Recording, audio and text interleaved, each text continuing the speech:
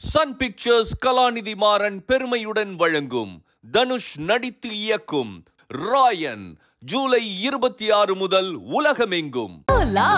Your dream vacation to Sri Lanka starts from ₹24,999 only with GT Holidays, South India's #1 travel brand. இப்போ சமீபத்தில் சமூக வலைத்தளங்களில் பயங்கர viral. நான் பொண்ணு பார்க்க போனேன், அந்த பொண்ணு வந்து என்னை ரொம்ப இன்சல்ட் பண்ணிட்டாங்க. எல்லா விஷயத்தையும் அப்பா ஒரு கதையாக சொல்லுவாங்க எங்ககிட்ட. எல்லாமே இவ்வளோ கஷ்டப்பட்டேன், இப்படியெல்லாம் இருந்தது, இப்படி இருந்துதான் நான் இந்த இடத்துக்கு வந்திருக்கேங்கிறத அவர் எல்லாத்தையுமே சொல்லுவார். குறிப்பாக வந்து அந்த கண் குறைபாடு இல்லைங்களா, கண் குறைபாடு அது வந்து ரொம்ப அதீதமாக அது வந்து அப்பாவை பாதிச்சுது. ஆனால் சினிமாவில் அதை வச்சு கிண்டல் பண்ணும்போதெல்லாம் கண்டிப்பாக அது அவருக்கு அந்த வருத்தம் கண்டிப்பாக இருக்கும். இல்லாமலாம் அவர் கடந்து வரவே இல்லை. ஏன்னா கூப்பிடுறவங்க பார்த்தீங்கன்னா ரசிகர்கள் வந்து சில இடத்துல வந்து ஒன்றரை கண்ணான்னு தான் கூப்பிடுவாங்க. அவரை பாராட்டினவங்களை பற்றியும் ஷேர் பண்ணியிருக்காருங்களா? இல்லை, எம்ஆர் ராதா ஐயாவை தவிர்த்து அப்பா வேற யாரையும் சொன்னதில்லை. இந்த குறையை வந்து பாசிட்டிவாக பார்த்தவங்க அப்படிங்கிறது ஐயாவை தவிர வேற யாரையும் அப்பா வந்து. நீங்கள் பார்த்தீங்கன்னா ஒரு படம் ஹிட் ஆகிட்டா உடனே அவங்களுடைய அந்த வருமானம், அந்த சம்பளம் வந்து ஏறிடும். ஆனால் நீங்கள் அப்பாது நிறைய படம் ஹிட் ஆகிருக்கு, ஆனால் சம்பளம் பார்த்தீங்கன்னா அதே நிலையில தான் இருக்கும். ஒரு கட்டத்தில் பார்த்தீங்கன்னா கவுண்டமணி அங்கிள், அப்புறம் செந்தில் அங்கிள், ஜனகராஜ் அங்கிள், அதுக்கப்புறம் யார் இருந்தா? அப்பா தான். நடிகர்கள்ட்ட இருக்க பாலிடிக்ஸ் ஏதாவது ஷேர் பண்ணியிருக்காரா? இல்லை, அப்பா இருந்த காலகட்டங்களில் வந்து கவுண்டமணி அங்கிளாக இருக்கட்டும், செந்தில் அங்கிள், ஸோ இவங்களோட தான் அப்பாவுக்கு மோஸ்ட்லி வரும். முக்கிய நிகழ்வுகளை உடனுக்குடன் குறிஞ்செய்தி வாயிலாக தெரிஞ்சுக்கல ஆதன் செயலியை டவுன்லோட் பண்ணுங்க. டிஸ்கிரிப்ஷன் லிங்க் இருக்கு. ஆதன் சினிமா நேரில் அனைவருக்கும் ஒரு பெரிய வணக்கம் அண்ட் வெல்கம் டு ஷோ. இன்னைக்கு என் கூட சீஃப் கெஸ்ட். ரொம்ப நிறைய விஷயங்கள் பேச போறோம் அப்படின்னு தான் சொல்லணும். ஒரு மனுஷன் எல்லாருமே சிரிக்க வைக்கிறதுக்கு நிறைய விஷயங்கள் பண்ணுவாங்க. இந்த மனுஷன் சிரிச்சாலே நம்மளுக்குலாம் அவ்வளோ சிரிப்பு வரும். சமீபத்தில் அவங்களோட மகள் வந்து நிறைய இடங்கள்ல அவங்களோட விஷயங்களையும் ஆதங்களையும் நிறைய தெரிவிச்சிட்டு இருக்காங்க. நிறைய கேள்விகளும் என்கிட்ட இருக்கு. எலிசபெத் மேம் வணக்கம். வணக்கம். அப்பா பேரை நான் சொல்லலை, ஏன்னா நீங்க சொன்னீங்க அப்படின்னா அது ஒரு மாதிரி அழகா இருக்கும் அப்படின்றதுக்காக. கண்டிப்பா. நகைச்சுவை நடிகர் கலைமாமணி குமரிமுத்து அவர்களுடைய 3வது மகள். இதுதான் அந்த பேச்சே தெரியுது அவர் எப்படி உங்களை வழி நடத்திருக்காருன்னு. நிச்சயமா. ஸோ அவரோட மறைவுக்கு அப்புறம் நானும் அவர் வந்து ரொம்ப ரசிச்சிருக்கேன். அவர் பார்க்கும் பொழுது ஒரு சில ஆர்டிஸ்டை பார்த்தாலே தெரியும் இவங்க நகைச்சுவை நடிகர் தாண்டி நல்ல மனிதர் அப்படின்ற ஒரு விஷயம். நீங்க நிறைய இடங்களில் பகிர்ந்துட்ட ஒரு விஷயம் தான் இங்கேயும் ஷேர் பண்ணணும்னு எங்களோட ஆசை. கண்டிப்பா. மேம், எப்படி இருப்பாரு வீட்டில்? இந்த அப்பாக்கள் அப்படின்னா ஒரு பயம் வரும். எனக்குலாம் எங்க அப்பானா இன்னமும் பயம் இருந்துகிட்டு தான் இருக்கும். ஸோ அந்த மாதிரி அப்பா அப்படின்ற பட்சத்துல உங்களை எல்லாம் அழகா வளர்த்திருக்காரு, நேர்மையா வளர்த்திருக்காரு, ஒழுக்கமா வளர்த்திருக்காரு அப்படின்ற ஒரு விஷயம் ஒன்று இருக்கு. ஆனா அப்பாக்குன்னா பயம் இருக்கும். உங்களுக்கு அது இருந்துதா? பயம் இல்லை. அப்பா கிட்ட வந்து ஒரு துளி அளவு கூட பயம்ங்கிறது கிடையவே கிடையாது. ஏன்னா அந்த மாதிரி ஒரு நபர், அன்பான ஒரு நபர். ஏன்னா எல்லா இன்டர்வியூலையும் நான் சொல்றேன், அப்பானா கேட்பாங்க, அப்பானா நீங்க என்னவா பாக்குறீங்கன்னா அன்பு. ஸோ ஆமாம், அதீத அன்பு. அது வந்து நான் அளவு சொல்லவே முடியாது, அதீத அன்பு. அதே போல் எங்ககிட்ட ஒரு தகப்பனாரா அவரை வந்து அடித்து தான் வளர்க்கணும் அப்படியெல்லாம் கிடையவே கிடையாது. அவர் வார்த்தையிலேயே எங்களை சொல்லி வளர்த்த விஷயங்கள் தான். அப்பா எங்களெல்லாம் அடித்ததே கிடையாது. அப்பா அடித்ததே இல்லை, ஆனாலும் நாங்கள் நல்லபடியாக வளர்ந்து நிற்கிறோன்னா அவருடைய வார்த்தைகள். ஆமாம், அது ரொம்ப அழகாக பொறுமையாக சொல்லி அதை விளக்கி சொல்கிற விஷயங்கள். முக்கியமாக நீங்கள் சொன்னீங்கல்ல அந்த ஒழுக்கம் அப்படிங்கிறது வந்து நிச்சயமாக அது அப்பா தான். நான் வந்து ஏன்னா அப்பா அன்புங்கிறத காட்டிலும் அப்பாவை நான் சொல்லணும்னா நான் ஒழுக்கமுடையவர், அதீத ஒழுக்கம். அவரை அது ஈடு செய்யவே முடியாது. ஏன்னா அதுக்கு ஒரே ஒரு உதாரணம் வந்து இன்னைய வரைக்கும் அப்பாவை பத்தின எந்தெந்த கிசுக்களும் எதுலயும் கிடையாது. அப்பா கூட நடிக்கிறவங்க யாரா இருந்தாலும், அது இப்போ ஒரு நடிகைகளா இருந்தாக்கா, பெண்ணா இருந்தாங்கன்னா ஒன்று மகளா, அப்படி இல்லைன்னா ஒரு தாயா இல்லை சகோதரியான அந்த ஒரு கண்ணோட்டம் கண்டிப்பாக இருக்கும். அது அப்பா கூட நடித்தவங்களுக்கும் அந்த ஃபீல் தான் இருக்கும். நிச்சயமாக அந்த ஃபீல் தான் இருக்கும். அதே போல் இன்னைய வரைக்கும் யாரோடையும் அவர் பிரச்சனை பண்ணிக்கிட்டது கிடையாது. எந்த ஒரு நடிகர் நடிகைகளோடும் எல்லாருக்குமே அப்பாவை பிடிக்குங்கிறது அதுவும் ஒரு உதாரணம் இல்லையா? இப்போ சமீபத்தில் சமூக வலைத்தளங்களில் பயங்கர வைரல். நான் பொண்ணு பார்க்க போனேன், அந்த பொண்ணு வந்து என்னை ரொம்ப இன்சல்ட் பண்ணிட்டாங்க.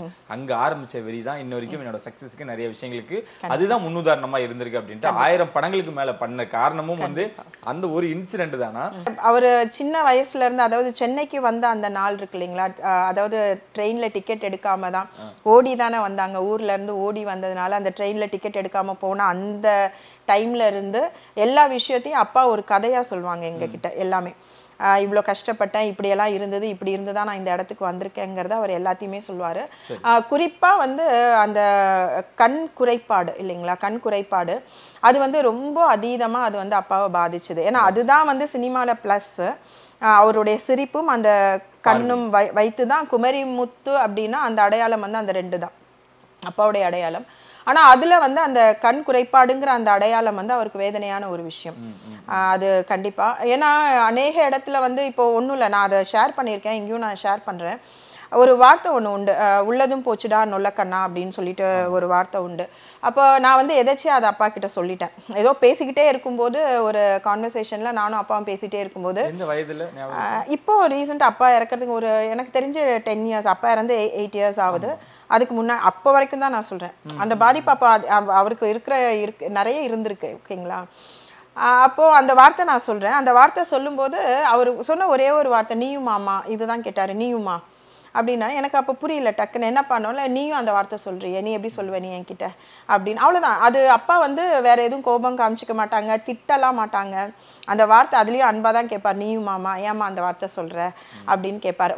அப்போ அந்த நாள் வரைக்கும் கூட, அப்போ இது வந்து நான் ஒரு 10 yearsன்னு சொல்றேன்னா புரியுதுங்களா? அப்போ அது வரைக்கும் அவருக்கு அந்த கண் குறைபாடை வச்சு ஆமா. ஆனா சினிமால அதை வச்சு கிண்டல் பண்ணும் போதெல்லாம் கண்டிப்பா அது அவருக்கு அந்த வருத்தம் கண்டிப்பா இருக்கும். இல்லாமலாம் அவர் கடந்து வரவே இல்லை. ஆனா வேற வழியில் அதை வச்சுதான் கிண்டல், அதை தான் ஜனங்கள் ரசிக்கிறாங்கங்கிற அந்த ஒரு இது வரும்போது கடந்து வந்துட்டாரு. எடுத்துக்க மாட்டாங்க, முடியாது. நம்மளுக்கு கூட இருக்க ஒரு குறையை வந்து அதை பிளஸ் ஆக்குறதெல்லாம் சார் தவிர யாராலும். கண்டிப்பா அப்பா அடிக்கடி ஒரு விஷயம் கேட்பாரு, அந்த கண்ணை வச்சுட்டு எல்லாத்தையுமே கேட்பாரு. ஏன்னா கூப்பிடுறவங்க பாத்தீங்கன்னா ரசிகர்கள் வந்து சில இடத்துல வந்து 1.5 கண்ணான்னு தான் கூப்பிடுவாங்க. நாங்க அது என் காதால நான் நிறைய இடத்துல கேட்டிருக்கேன். ஏன்னா அப்பாவோட நம்ம போறோம் அப்படின்னா அப்போ கூப்பிடுறதே வந்து அப்பா வந்துட்டு இருக்காங்கன்னா தள்ளி இருந்து யாராவது ஒருத்தர் அந்த மாதிரி கிண்டல் பண்ணுவாங்க. ஆனா டக்குன்னு மறைஞ்சிக்குவாங்க, சரிங்களா? அப்போ 1.5 கண்ணா அப்படின்னு கூப்பிடுவாங்க. ஸோ அதுக்கு அப்பா வந்து ஒரே ஒரு விஷயம் மட்டும்தான் ஷேர் பண்ணுவார். யாருக்காவது கடவுள் 1.5 கண்ணு படைச்சிருக்காரா? ஒரு கண்ணு அரை கண்ணுன்னு என்னைக்காவது படைச்சிருக்காரா? கிடையாது. அது ஒரு குறைபாடு, அவ்வளோதான். அது ஒரு குறைபாடு. அதை நீங்க 1.5 கண்ணன் எப்படி நீங்க சொல்வீங்க அப்படிங்கிற மாதிரி. ஸோ இதெல்லாம் அவரோட வருத்தங்கள். அதை வச்சு அவரை சொல்லணும்னா பாடி ஷேமிங் தானே அது இல்லையா? அந்த வருத்தம் அப்பாக்கு இருந்தது. ஓகே, அதான் ஸ்கூல் படிக்கிறதுல இருந்து பொண்ணு பார்க்கறதுல இருந்து அது தொடர்ந்து இருக்கு. ஸ்கூல் படிக்க முடியல அப்படின்னு வருத்தப்பட்டுலாம் உங்ககிட்ட ரொம்ப ரொம்ப ரொம்ப அது அப்பா. ஏன்னா அப்பா நல்ல படிப்பாளி, பயங்கர அறிவாளி. இது சினிமா உலகம் தான் அவரை வந்து நகைச்சுவை நடிகரா பார்க்கதே தவிர, ஆனா உண்மையில் அவர் நகைச்சுவை நடிகருக்குரிய அந்த ஆள் கிடையாது, அந்த நபர் கிடையாது. அவர் அதீத அறிவாளி. படிப்புங்கிறது அதுதான். ஏன்னா இப்போ அதுவும் நம்ம வைரல் ஆயிட்டு இருக்குல்ல, அந்த தமிழ் இலக்கியங்கள் எல்லாம் வந்து அவர் அந்த அளவுக்கு அவர் மனப்பாடமா சொல்றாரு அப்படின்னாக்கா அப்ப எந்த அளவுக்கு அவர் மனப்பாட சக்தி இருக்கும் இல்லையா? அந்த அளவுக்கு வீட்டுக்குள்ள பாத்தீங்கன்னா அவருடைய பொழுதுபோக்கே புத்தகங்கள் படிக்கிறது தான். அதுவும் புத்தகங்கள்ங்கிறது சாதாரண கதை புத்தகங்கள் அந்த மாதிரி எல்லாம் கிடையாது. இந்த மாதிரி திருவருட்பா, இந்த இலக்கிய சம்பந்தப்பட்ட புறநானூறு, அகநானூறு, சித்தர்கள் பாடல், முக்கியமா அதீதமா சித்தர்கள் பாடல்கள் இருக்கும். ஸோ இதெல்லாம் படிச்சு அதுக்குரிய அந்த விளக்கங்கள் அதையும் தேடி கண்டுபிடிச்சு அந்த படிக்கிற விஷயங்கள். அதீத அறிவாளி அப்பா. அதுவும் அப்பாவுக்கு வந்து பன்முக தன்மைன்னு சொல்லுவோம் இல்லையா? பல முகங்கள் உண்டு, சரிங்களா? ஆனா ஒரு வருத்தம் என்னன்னா அந்த முகங்கள் எல்லாம் அப்பா இறந்ததுக்கு அப்புறம் தான் இவங்க அதை பெரிய விஷயமா கொண்டு வராங்களே தவிர, ஆனா அவர் இருக்கும்போது அந்த காமெடி நடிகரா பார்த்து கிண்டல் பண்றதோட நிறுத்திக்கிட்டாங்க. ஸோ பன்முகத்தன்மை என்ன சொல்றேன்னா இசை ஞானம் அதிகமா உண்டு, அதீத இசை ஞானம். ஆனா அதுவும் கத்துக்கிட்டது கிடையாது. இப்ப வந்து அவர் 8ஆவதோட படிப்பை நிறுத்திட்டாரு. 8ஆவதோட படிப்பை நிறுத்தினவருக்கு எப்படி அவ்வளவு விளக்கங்கள் தெரியும்? அப்போ எவ்வளோ படிக்கக்கூடிய ஒரு மாணவன் இல்லையா? ஸோ அப்போ அந்த கண் குறைபாட்டு கிண்டல் பண்றாங்கங்கிறனால அங்கிருந்து வெளியே வந்தவர் தானே. அந்த ஸ்கூல்ல அவர் படிக்காம வெளியே வந்தது ரீசன் அதுதான். ஏன்னா ஆசிரியரும் அதை குறித்து மாணவர்கள் தான் கிண்டல் பண்றாங்கன்னு இல்லாம ஆசிரியரும் கிண்டல் பண்ணாருங்கிற ஒரு காரணத்துக்காக தான் படிப்பை விட்டுட்டு வெளியே வராங்க. ஆனா நிஜமாவே நான் சொல்றேன், அப்பா மட்டும் படிச்சிருந்தாங்கன்னா அவர் வந்து உலகத்தையே ஆட்சி செய்யக்கூடிய அளவுக்கு அறிவாளி. உண்மையான உண்மையா பதிவு பண்றேன், நான் மிகப்பெரிய அறிவாளி அப்பா. ஆமா. அந்த பொண்ணு பாக்குற இன்சிடென்ட் உங்ககிட்ட ஷேர் பண்ணிருக்காரு, நகைச்சுவையா ஷேர் பண்ணிருக்காரா இல்ல கொஞ்சம் எமோஷனலா வருத்தப்பட்டு? இல்ல, அது வருத்தப்பட்டு தான் ஷேர் பண்ணுவாங்க. ஆமா, அது ஒரே ஒரு முறை சொல்லியிருக்காங்க, அதுக்கப்புறம் இன்டர்வியூல அதை ஷேர் பண்ணியிருக்காங்க. அதை வந்து வீட்டில் வந்து அதை ஒரு நகைச்சுவையா சொல்லிட்டு போயிட்டாங்க. இந்த மாதிரி அந்த பொண்ணு வேண்டான்னு சொல்லிருச்சு அப்படிங்கிறது என்கிட்ட சொல்லும் போதெல்லாம் அதுதான்.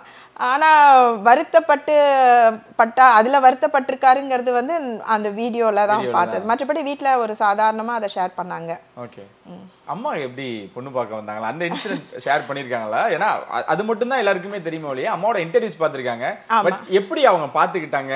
அப்பாவை பார்க்கும்பொழுது அம்மாவோட ரியாக்ஷன் என்னவா இருந்துச்சு, என்ன சொன்னாங்க? இல்லை, 2 பேருமே பார்த்துக்கல ஆக்சுவலாக. அது அம்மா வந்து அதான் ஒரு இன்டர்வியூல சொன்னாங்க, எங்ககிட்டயும் சொல்லியிருக்காங்க. அந்த காலங்கள் அந்த முகமே பார்க்காம உறவினர்கள் மூலமா பார்த்து போட்டோ மட்டும்தான் காமிச்சிருக்காங்க, அவ்வளவுதான். போட்டோ மட்டும் காமிச்சு பார்த்த வாழ்க்கை தான். அதே போல அந்த எப்படி சொல்றது, இந்த ஜென்ரேஷன்ல தான் 1000 கேள்விகள் கேட்கிறோம் இல்லையா கல்யாணம்னா. அந்த ஜென்ரேஷன் அவங்க ஜென்ரேஷன்ல அதெல்லாம் கேட்க மாட்டாங்கல்ல. அதனால கல்யாணத்துக்கு ஒத்துக்கிட்டு அப்படியே கல்யாண நேரத்துல தான் அப்பாவை அவங்க அம்மா பார்த்ததா சொல்லுவாங்க. ஓகே, இல்ல அப்பா விஷயங்கள் அப்ப நிறைய விஷயங்கள் சொன்னாலும் ஏன் ஃபர்ஸ்ட் பொண்ணு ரிஜெக்ட் பண்ணாங்க அப்படினாலுமே கூட அம்மாவோட ரியாக்ஷன் என்னவா இருந்துச்சு? நடிகர் தான் கல்யாணம் பண்ணிக்குவோம் அந்த மாதிரி. அம்மா ரொம்ப அமைதியா இருப்பாங்க, எந்த ரியாக்ஷனும் நீங்க அவங்க கிட்ட பார்க்க முடியாது. அம்மாவுடைய குணம் அது. இல்ல கேட்டீங்களா எப்படி ஓகே சொன்னீங்க அப்பாக்கு அப்படின்லாம் கேட்டிருக்கீங்க? தெரியாதுன்னுவாங்க. நாங்க கேட்டா தெரியாது, யாரு கேட்டாலும் அவங்களுக்கே தெரியாது. சொல்லியிருக்காங்க, கல்யாணம் பண்ணாங்க, அவ்வளவுதானே தவிர்த்து இந்த மாதிரி எல்லாம் அது பேசுற அளவுக்கெல்லாம் அம்மாக்கு தெரியாது, பேசவும் மாட்டாங்க. ஆனா அவரு ஷேர் பண்ண வருத்தப்பட்டு ஷேர் பண்ண விஷயங்கள், கேலி கிண்டல்கள் இந்த மாதிரிலாம் ஷேர் பண்ணியிருக்காரு. என்னோட பார்வையும் என்னையும் பாராட்டினவங்க அப்படின்னு சொல்லக்கூடிய நபர்களையும் உங்ககிட்ட ஷேர் பண்ணியிருக்காரா? குறிப்பா எம்.ஆர். ராதா அவர்கள் அவர்கிட்ட சொன்ன விஷயங்கள், இந்த பார்வைய விஷயங்களை வச்சு டேய் நீ ரொம்ப அறிவலிடா அந்த மாதிரி விஷயங்கள்லாம் பார்த்தோம். அந்த மாதிரி அவரை பாராட்டினவங்களை பத்தியும் ஷேர் பண்ணியிருக்காருங்களா? கண்டிப்பா பாராட்டினவர்கள் அப்படின்னா அப்பாவுடைய நல்லவங்க அப்படிங்கிறது. ஆமா, இந்த குறையுமே கூட அவங்க இவர் சொன்ன விளக்கம் இல்ல. எம்.ஆர். ராதா ஐயாவை தவிர்த்து அப்பா வேற யாரையும் சொன்னதில்லை. இந்த குறைய வந்து பாசிட்டிவா பார்த்தவங்க அப்படிங்கிறது ஐயாவை தவிர வேற யாரையும் அப்பா வந்து சொன்னதில்லை. எனக்கு ஞாபகம் இல்லை, கண்டிப்பா சொன்னதில்லை. ஓகே, ஆனா எம்.ஆர். ராதா அவர்கள் பாராட்டின கூட அவரால் இவர் ரொம்ப கஷ்டப்பட்டிருக்காருன்னு தான் சொல்லணும். என்னதான் அவருக்கு ஒரு வாழ்க்கை கொடுத்திருந்தாலும் அந்த வெட்டு காயங்கள் அதெல்லாம் பார்க்கும் பொழுது அந்த மேடை நாடகத்துலதான் எனக்கு வந்துச்சு அப்படின்னாங்க. கண்டிப்பா அதை திரும்பி பார்த்திருக்காரா? அந்த லைஃப் கஷ்டமா இருந்தாலும் அது ஏன் இஷ்டப்பட்டு எடுத்துக்கிட்டாரு? அதுதான் எல்லாத்தோட கேள்வியாகவும் இருந்தது. கண்டிப்பா நடிப்பு மேல உள்ள ஆர்வம். ஏன்னா அதுக்கு முன்னாடி அவங்கள அப்பாவுடைய அண்ணா எல்லாம் வந்து சென்னை வந்துட்டாங்க. அவங்களும் சினி ஃபீல்டில் தான் இருந்தாங்க. பெரியப்பா வந்து நம்பிராஜன் சொல்லிட்டு எல்லாருக்குமே தெரியும் அந்த டைம்ல உள்ளவங்களுக்கு. வில்லன் நடிகரா நடிப்பாங்க. ஸோ அது அப்புறம் பெரியம்மா வந்து தாம்பரம் லலிதான்னு சொல்லிட்டு கேள்விப்பட்டிருப்பீங்கன்னு நினைக்கிறேன். அவங்க சிவாஜி ஐயாவுடைய செகண்ட் ஹீரோயினியாலாம் அவங்க பண்ணியிருக்காங்க. ஸோ அதுக்கப்புறம் பெரியப்பா ஒருத்தவங்க வந்தாங்க. அவங்க வந்து KM பாலகிருஷ்ணன் சொல்லிட்டு விஜயகாந்த் சாரை வச்சு 6 புஷ்பங்கள் படம்லாம் எடுத்தவங்க. ஸோ இது எல்லாமே அவங்க எல்லாம் வந்து இங்க சினிமால தான் அவங்க செட்டில் ஆனதுனால அந்த சினிமாக்காக தான் அப்பாவும் ஓடி வந்தது, நாடகத்துக்காக. அந்த நடிப்பு மீது இருந்த அந்த ஆர்வம் தான் அவர் எல்லாத்தையும் தாங்கி கடந்து போறது. இன்றைக்கு அது முக்கியமா சொல்லணும்னா அவர் மிகவும் வருத்தப்படுற அந்த கண் குறைபாட்டையும் அவர் தாங்கி கடந்து வரார் அப்படின்னா அந்த நடிப்பு மேல உள்ள ஆர்வம் தான். இல்ல இவ்வளவு பேர் சினிமாக்குள்ள இருந்திருக்காங்க. அவங்க நினைச்சிருந்தா டக்குன்னு கொஞ்சம் ஹெல்ப் பண்ணி இல்ல இவரை வந்து இன்னும் வளர்த்திருக்க முடியுமே, ரொம்ப கஷ்டம் இல்லாம இவரா போய் உதவி கேட்க மாட்டாரா? இல்ல இவரோட கடின உழைப்பால தான் வரணும்ன்றத நோக்கமா? அப்பாவுக்கு வந்து எங்கேயுமே உதவி கேட்டு அவர் உதவி செய்து தான் நான் பார்த்திருக்கேன். இது நிச்சயமாவே நல்ல ஒரு விஷயம். என்னன்னா நல்ல கேள்வி. என்னன்னா அவருக்கு வந்து கேட்க பிடிக்காது, ரொம்ப தயக்கம். அப்பா வந்து நார்மலாவே வந்து எப்படி ஒரு பர்சன்னா அந்த சொல்லுவோம்ல ரொம்ப அப்பாவின்னு சொல்லுவோம்ல, அந்த மாதிரி. அது அப்பாவிக்கு இன்னொரு வார்த்தை சொல்லணும்னா பிழைக்க தெரியாதவர். அவர் எங்கேயும் போய் கேட்க மாட்டாரு, ரொம்ப பயப்படுவாங்க அப்பா. யார்ட்டையாவது போய் இப்போ அரசியலிலும் சரி இல்ல சினிமா உலகத்திலும் சரி ஏதாவது உதவிகள் கேட்க போகணும், இதனால ஏன்னா அவ்வளோ இன்ஃப்ளூயன்ஸ் இருக்கு இதை பண்ணுங்க அப்படின்னு சொல்லி கேட்க போகணும்னா முதல்ல அவருக்கு வர்றது பயம். அதே போல முக்கியமா வந்து சினிமா உலகத்துல வந்து பாத்தீங்கன்னா அவருக்கு நல்ல ஒரு சம்பளமும் கிடைத்தது கிடையாது. புரியுதுங்களா? ஏன்னா எல்லாருக்குமே நீங்க பாத்தீங்கன்னா ஒரு படம் ஹிட் ஆயிட்டா உடனே அவங்களுடைய அந்த வருமானம் அந்த சம்பளம் வந்து ஏறிடும். ஆனா நீங்க அப்பாது நிறைய படம் ஹிட் ஆயிருக்கு, ஆனா சம்பளம் பாத்தீங்கன்னா அதே நிலையில தான் இருக்கும், ஏத்தி கூட கேட்க மாட்டாங்க. நாங்க சொல்லுவோம், ஆனா நான் நிறைய இடத்துல அப்பாக்கு ஷேர் பண்ணும்போது முக்கியமா எனக்கு நல்லா ஞாபகம் இருக்கு. ஒரு இடத்துல எனக்கு ஞாபகம் இருக்கிற விஷயம் இது நம்ம ஆளு பாக்கியராஜ் சாரோட அந்த படம் பயங்கர ஹிட். அப்போ வந்து கொஞ்சம் நீங்க வந்து சம்பளம் ஏத்தி கேளுங்க அப்படின்னா அவரு ரொம்ப பயம். இல்லை வேண்டாமா அவங்களா கொடுக்கட்டுமா அப்படின்னு சொல்லிட்டு விட்டுருவாரு. அதே போல் திமுக கழகத்தில் அப்பா பேச்சாளராக இருந்தாங்க, அந்த இன்ஃப்ளூயன்ஸ் ஏதாவது பயன்படுத்தணும் அப்படின்னாலும் அதுக்கும் எங்களுக்கு கூட செய்ய மாட்டார். இப்போ எங்களுக்கு ஏதாவது தேவை இதை செய்யலாமா அப்பான்னு கேட்டால் கூட அவர் செய்ய மாட்டார், போக மாட்டார், பயம். அது அவ்வளோதான். அவருக்கு தெரிஞ்சதெல்லாம் வந்து அவர் நல்லா அவருக்கு என்ன வருதோ, அவருக்கு உரிய வருமானம் என்ன வருதோ அந்த வருமானத்தில் எல்லாத்தையும் கொடுத்துட்டு வந்துடுறது மட்டும் தான் தெரியும், வேற எதுவும் தெரியாது அவருக்கு. இல்லை, பயத்தையும் மீறி அதுதான் அந்த ஒழுக்கம் அப்படின்றத நினைக்கிறேன். ஏன்னா நம்ம அவங்களுக்கு நம்ம ஒரு விஷயம் பண்றோன்றப்போ நம்ம அதை போய் எதிர்பார்க்க கூடாது. கண்டிப்பா கண்டிப்பா. இன்னைய வரைக்கும் அவர் மரிக்கிற அந்த நாள் வரைக்கும் ஒருத்தர்கிட்ட கூட அவர் எதுவும் கேட்டது கிடையாது. ரொம்ப பயம். அவர் நினைச்சிருந்தா உண்மையா எனக்கு நான் உணரக்கூடிய ஒரு விஷயம் என்ன தெரியுமா, திமுக கழகத்துல இருக்கும்போது அவர் நினைச்சிருந்தா அவர் பெரிய இடம் வந்திருக்கலாம், ஆனா போகவே மாட்டாரு. எந்த இடத்துக்கும் போய் கேட்கவே மாட்டாரு. அவருக்கு நீங்க இந்த இடத்துல இருக்கீங்க ஏன்னா திமுக கழகத்துல நல்ல ஒரு போக்குவரத்துல இருந்தாங்க இல்லையா, ஐயாவோடையெல்லாம் நல்ல ஒரு போக்குவரத்துல அப்பா இருக்கும் பொழுது நீங்க இதை செஞ்சு கொடுங்கன்னு வந்து கேட்டா கூட பயப்படுவாங்க. இதை கொண்டு போய் நான் கேட்கிறேன், எனக்கு அது வேண்டாம், என்ன யாரும் தப்பா எடுத்துக்கூடாதுன்னு சொல்லி நிறைய விஷயங்களை அவர் விட்டுட்டாரு. அதெல்லாம் செஞ்சு கொடுத்துருந்தா கூட அவரு கொஞ்சம் இன்னும் நல்லா இருந்திருக்கலாம். நீங்களாம் வந்ததுக்கு அப்புறம் அவரை பாக்குறீங்க ஒரு நடிகரா, உங்களை எப்படி மக்கள் ஏத்துப்பாங்க, எப்படி ஏத்துக்கிட்டாங்க, அந்த நடிகரோட மகள் தான் நீங்க அப்படின்னு வரும் பொழுது உங்களுக்கு எப்படி இருந்தது அந்த ஒரு காலகட்டங்கள்?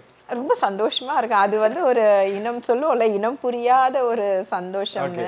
நான் அதெல்லாம் காலேஜ்ல ரொம்ப ஃபீல் பண்ணியிருக்கேன். ஏன்னா காலேஜ்ல வந்து என்னோட ட்ரெஸ் வந்து அப்போ நான் படிச்சது காகிதம் இல்ல, இங்க மவுண்ட் ரோட்ல இருக்க காலேஜ். அப்போ நான் சொல்றதெல்லாம் 90s பாத்தீங்கன்னா பாவாடை தாவணியை தவிர்த்து ட்ரெஸ் ரொம்ப போட மாட்டாங்க, மாடர்ன் ட்ரெஸ் எல்லாம்.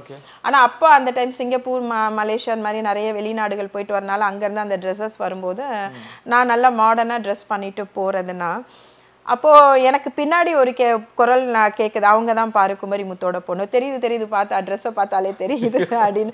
ஸோ அதெல்லாம் காதாலே நான் கேட்பேன் நான். ஸோ அதனால என்னன்னா அந்த ஒரு செலிபிரிட்டியோட மகள் அப்படிங்கிறது அது ஒரு உண்மையாவே ஒரு ஒரு நல்ல உணர்வு தான், நல்ல சந்தோஷமா இருக்கும். ஏன்னா அப்பாவை பார்க்கறது அவங்க ஓகே, ஆனா நம்மளையும் வந்து அவருடைய மகளா வந்து ஒவ்வொரு இடத்துலையும் கை காட்டி பேசுறதுங்கிறது வந்து கண்டிப்பா ஒரு நல்ல ஃபீல் தான் அது. ஆனா கஷ்டத்திலேயே வளர்ந்தவருக்கு தன்னோட மகள்கள் கஷ்டமே இல்லாம வளரணும் அப்படின்னு ஐயோ அதுல ரொம்ப தெளிவா இருந்தாங்க அப்பா. கண்டிப்பா அப்ப ரொம்ப தெளிவா இருந்தாங்க. என்னை பொறுத்த வரைக்கும்லாம் அப்பா மாதிரி, அதாவது நான் என்னன்னா நிறைய விஷயம் நான் ஷேர் பண்ண யோசிப்பேன். என்னன்னா ஆமா இவங்க அப்பா பொண்ணுன்னா அப்பா ரொம்ப பிடிக்கும் அப்படிங்கிற மாதிரி அதை எடுத்துடக்கூடாதுங்கிறது. என்னுடைய அப்பாங்கிறத காட்டி அப்படி நான் சொல்லல, ஆனா ரொம்ப பெரிய ஒரு நல்ல உள்ளம் கொண்ட, அவரை நிறைய வார்த்தையில சொல்லலாம், கருணை உள்ளம் சொல்லலாம், நல்ல அன்பானவர் சொல்லலாம், அதிக பாசமுடையவர். அது வந்து எங்க கிட்ட மட்டும் கிடையாது, அவர் பழகுற ஒவ்வொரு நபர்கிட்டையும் அந்த குணம் தான். அதனால ரொம்ப பெரிய விஷயம் அப்பா கேரக்டர்லாம். இல்ல எனக்கு தெரிஞ்சு அந்த காலகட்டங்கள்ல மகள்கள் பிறந்தாலே வருத்தப்பட்டவங்க எல்லாம் உண்டு அந்த மாதிரி காலகட்டங்கள்ல. ஆனா நீங்கள் பிறக்கும் பொழுது அவரோட மகிழ்ச்சி எப்படி இருந்தது? அப்பாக்கு பெண் பிள்ளைகள் தான் ரொம்ப பிடிக்குமா அப்பாவுக்கு வந்து. ஆனா அப்பா ஒரே ஒரு விஷயம் பண்ணதான் அம்மா ஷேர் பண்ணியிருக்காங்க. என்னன்னா நாங்க பிறந்துட்டோம், பெண் பிள்ளைகள்னா நாங்க 4 பேருமே, அப்பாவுக்கு பிறந்த பிள்ளைகள் 4 பேருமே இந்த மாதிரி பிள்ளை பிறந்திருக்குன்னு சொன்னா அப்பா ஓடி வந்து ஃபர்ஸ்ட் கண்ணை தான் பார்ப்பாராம், கண்ணு தான் பார்ப்பேன், எங்களோட கண்கள் தான் பார்ப்பாராம். ஏன்னா ஒருவேளை அவர் மாதிரி வந்து இதுவா இருக்கா, அந்த கண் வந்து மாறி இருக்கா அப்படின்னு சொல்லி தான் பார்ப்பாராம். ஸோ அது நிஜமா அதெல்லாம் நான் கேள்விப்படும் போது எனக்கு அதை ரொம்ப வேதனையான ஒரு விஷயம் அம்மா அதெல்லாம் ஷேர் பண்ணும்போது. மற்றபடி பெண் பிள்ளைகள் வேணும், இத்தனைக்கும் அந்த டைம்ல வந்து கண்டிப்பா அந்த கஷ்டத்தோட தான் வளர்க்கணும் அப்படின்னா. ஏன்னா அப்போல்லாம் ட்ராமா தான் அதிகம் இல்லையா, ட்ராமா காலங்கள்லயே நான் சொல்றேன். அப்போல்லாம் வந்து சம்பளம் அப்பாவுக்கு 10 ரூபாய் அவ்வளோதான் இல்லையா. நான் சொல்றது நான் பிறந்த நான் 74னா அந்த டைம்லலாம் நான் சொல்றேன். அப்போ வந்து நாடகங்கள்லாம் பண்றாங்க அப்படின்னாக்கா இல்லை ரேடியோ ப்ரோக்ராம் பண்றாங்கன்னா 10 ரூபாய் தான் சம்பளம். அந்த 10 ரூபாய் சம்பளம் வாங்கும் போது கூட வந்து பெண் பிள்ளைகள்னு அவரெல்லாம் யோசிச்சதே கிடையாது.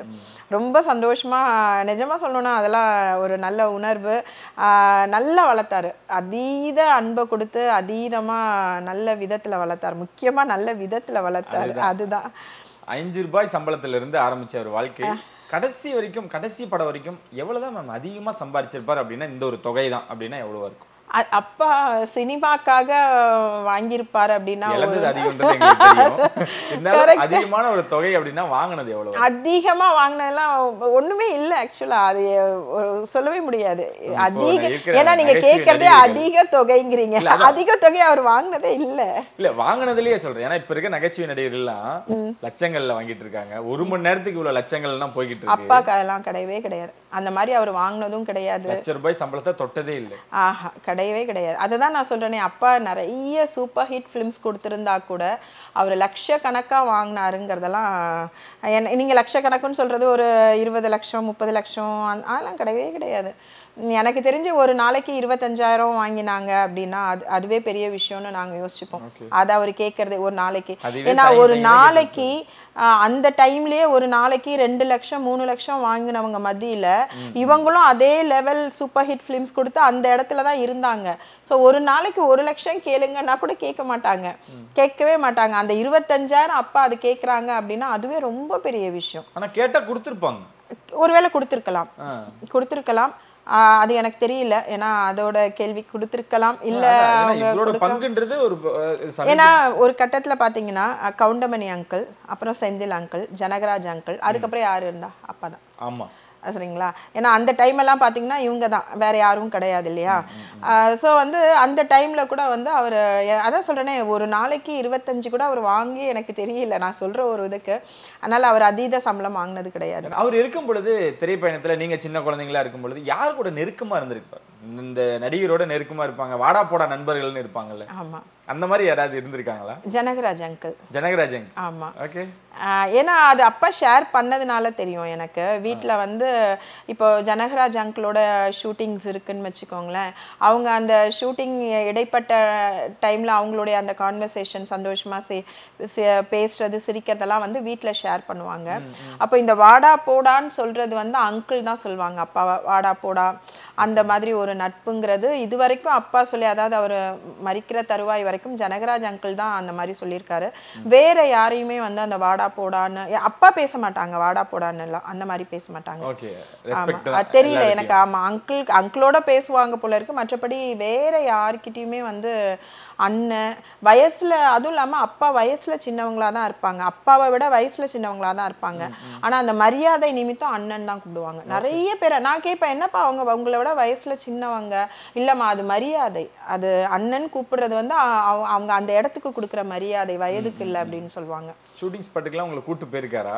அந்த மாதிரி போன அனுபவங்கள் இருக்கா? எனக்கு ஒரே ஒரு முறை ஒரு ஷூட்டிங் அப்பா கூட்டிட்டு போனாங்க. முரளி சாரோட. சாரா வண்டடா கூட்டிட்டு போனாங்க. இல்ல, அது அந்த டைம் வந்து அந்த டைம் நாங்க அப்பாவை பார்க்க வேண்டியிருந்ததுனால இங்க இருக்க வான்னு சொன்னாங்க, அவ்வளவுதான்.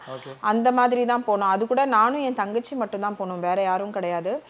முரளி சாரோட ஒரு படம். அது ஒரு பாடல் ஏதோ ஷூட் பண்ணது. ஸோ அந்த அதுக்கு மட்டும் போனோம், அவ்வளோதான். அந்த இடத்துல அப்பா சாப்பிட வச்சாங்க. ஆனால் எங்களுக்கெல்லாம் அது ரொம்ப கொஞ்சம் ஃபர்ஸ்ட் டைம் இல்ல, ரொம்ப வெக்கமா இருந்தது. விட்டா போதுன்னு ஓடி வந்த மாதிரி தான் இருந்தான். அதுதான் கூப்பிடவே மாட்டாங்க. ஷூட்டிங் கூப்பிட மாட்டாங்க, கூட்டிட்டு போக மாட்டாங்க. சினிமா சம்பந்தப்பட்ட எந்த ஃபங்க்ஷனுமே கூட்டிட்டு போக மாட்டாங்க. சினிமா வேண்டாம் எங்களுக்கு. இப்போ அவரு வந்து பெண்களுக்கு சினிமா கூடாதுன்னு சொன்னாங்க கடைசி வரைக்கும். சினிமால வந்து பெண்கள் நீங்க வரவே கூடாது அப்படின்னு சொல்லிட்டாங்க. அது ஏன் காரணம் வந்து நிஜமாவே தெரியல. கேட்டிருக்கோம் ஏன்பா அப்படின்ட்டு. ஆனா அது அவரு விட்டதே கிடையாது சினிமாக்கு. அதான் சொல்றேனே, அக்காக்கெல்லாம் வந்து பாட ரொம்ப பிடிக்கும். இப்பவும் நல்லா பாடுவாங்க, அந்த கேள்வி ஞானம் தான். அதே போல எனக்கும் டான்ஸ் கத்துக்கணும் இதெல்லாம் இன்ட்ரெஸ்ட் இருந்தா கூட நாங்க எங்க அதெல்லாம் கத்துக்கிட்டா சினிமாவுக்கு வந்துருவோமேனே கத்து கொடுக்கல. ஆமா, வேண்டான்ட்டாரு. பாடவும் கத்து கொடுத்தது கிடையாது. எனக்கு வீணை கத்துக்கணும்னு அந்த டைம்ல அது ஏதோ ஒரு ஆசை இருந்தது, அதுக்கும் அப்பா ஒத்துக்கல. காரணம், நீங்க இதெல்லாம் கத்துக்கிட்டீங்கன்னா நீங்க சினிமாக்கு அடுத்தது சினிமாக்கு போகணும்னு தோணும், அதனால வேண்டான்னு. அண்ணனுக்கு மட்டும் கத்து கொடுத்தாரு. அண்ணா வந்து கர்நாடிக் சிங்கரு. ஸோ அவங்க அந்த இதெல்லாம் வச்சிருந்தாங்க, மியூசிக் இதெல்லாம் வச்சிருந்தாங்க. அப்புறம் விஜய் டிவி மற்ற ஜி தமிழ்லாம் அண்ணா வந்து அந்த வாய்ஸ் ஓவருக்கு அண்ணா ஃபேமஸ், டப்பிங் ஆர்டிஸ்ட் அண்ணா. ஸோ இதெல்லாம் எனக்கு டப்பிங் ஆர்டிஸ்ட் வாய்ஸ் ஓவருக்குலாம் ரொம்ப ஆசை எனக்கு இருந்தது, ரொம்ப ஆசை இருந்தது. வாய்ஸ் ஓவர் எப்படி சொல்லுவோம்ல, அந்த பெரியவங்களா ஆவறதுக்கு முன்னாடி சின்ன பிள்ளைங்க வரைக்கும் அந்த ஒரு 2-3 படத்துல அப்பா அனுமதிச்சாங்க. அது ரொம்ப சின்ன பிள்ளையா இருக்கும்போது, ஒரு 5th 6th ஞாபகம் இருக்கு எனக்கு. அதுக்கப்புறம் அதான் சொல்லுவோம்ல, ஏஜ் அட்டென்ட் பண்ணதுக்கு அப்புறம் அதையும் அவ்வளவுதான், தேவையில்லை, பெண்கள் வரவே கூடாதுன்னு. ஏதாவது ஒரு விஷயம் பாதிச்சிருக்குமா அவருக்கு, இல்ல எதனால வேணானாங்க? சொன்னதே கிடையாது. எங்களுக்கு அந்த வருத்தம் உண்டு, எனக்கு உண்டு. அக்கா தங்கச்சிக்கு இருக்கான்னு எனக்கு தெரியல, பட் எனக்கு அந்த ஒரு வருத்தம் உண்டு. அட்லீஸ்ட் வந்து வாய்ஸ் ஓவர்க்காவது அப்பா எங்களை கொஞ்சம் பயன்படுத்தியிருக்கலாம், கொஞ்சம் சப்போர்ட் பண்ணியிருக்கலான்னு தோணும். அதே போல் அரசியலும் கூட வந்து அப்பா இருக்கிற வரைக்கும் வேண்டான்னு தான் சொன்னார். அப்பா அரசியலும் வேண்டாம், சினிமாவும் வேண்டான்னு தான் சொன்னார். ஸோ அரசியல் வந்து கண்டிப்பாக அது ஒரு நல்ல ஆரோக்கியமான ஒரு விஷயம், அதனால அது போகணுங்கிற ஆசை உண்டு. இப்போ தங்கச்சி கூட மகளிர் அணியில் இருக்காங்க. அதனால அது கொஞ்சம் ஆசைங்கிறத காட்டிலும் அது அரசியலுங்கிறது ஒரு நல்ல ஒரு இது தானே. ஏன்னா அப்பா வந்த தானே, அப்பா இருந்து வந்த இடம் தான் வேற, அதனால பாதுகாப்பான ஒரு விஷயம் அதெல்லாம். ஆனா சினிமாவுக்கு மட்டும்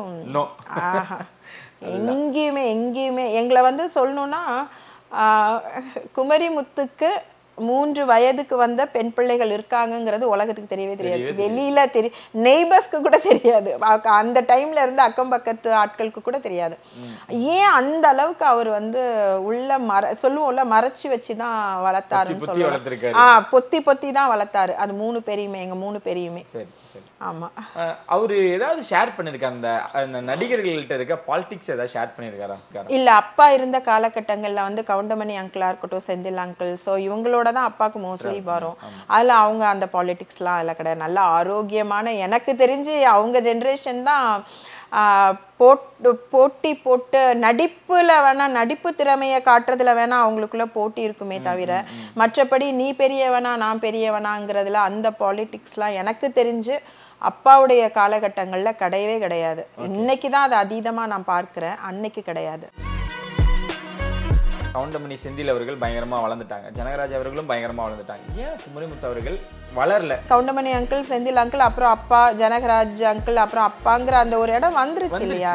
அப்போ ஒரு பெரிய காமெடி நடிகர் தான். ஒருவேளை இந்த சம்பளத்தை வச்சு வேணா யோசிக்கிறாங்களா? சினிமால இப்போ 1 லட்சம் ரூபாய் வாங்குறாங்க அப்படின்னா, அதாவது ஒரு நாள் சம்பளத்தை நான் சொல்லல, ஒரு படத்தோட சம்பளமே அவ்வளவுதான் வச்சுக்கோங்களேன். அந்த 1 லட்சத்துல அவர் 80,000 வெளியே கொடுத்துட்டு 20,000 தான் கொண்டு வருவாரு. சினிமா உலகத்துல நல்ல ஃபேமஸா இருந்து நொடிஞ்சு போன ஆட்களை இவர் போய் சந்திச்சு மாசம் பணம் கொடுத்ததெல்லாம் எங்களுக்கு தெரியும். இவ்வளவு பெரிய லெஜெண்ட் அவரெல்லாம் மிஸ் பண்ணிட்டாங்க, அவருக்கான அங்கீகாரம் கொடுக்கல அப்படின்ட்டு வருத்தம் இருக்கு அவங்களுக்கு. நடிகர் சங்கம் அந்த இந்த டைம்ல தான், எலெக்ஷன் டைம்ல தான் கொஞ்சம் பிரச்சனையாச்சு. அப்போ அந்த கேஸ் ஃபைல் பண்ணதுனால அதனால பிரச்சனையாச்சு. அதனால அடிப்படை உறுப்பினர்ல இருந்தெல்லாம் எடுத்தாங்க. எவ்வளோ வருத்தப்பட்டாங்க, எவ்வளோ மன உளைச்சலுக்கு ஆளானாங்கிறது எங்களுக்கு மட்டும்தான் தெரியும். வீடு வாசலை இழந்த குமரிமுத்துலாம் அந்த வார்த்தைகள்லாம் பார்க்கும் பொழுது, வீடு வாசல் இழக்கிற அளவுக்கா வந்து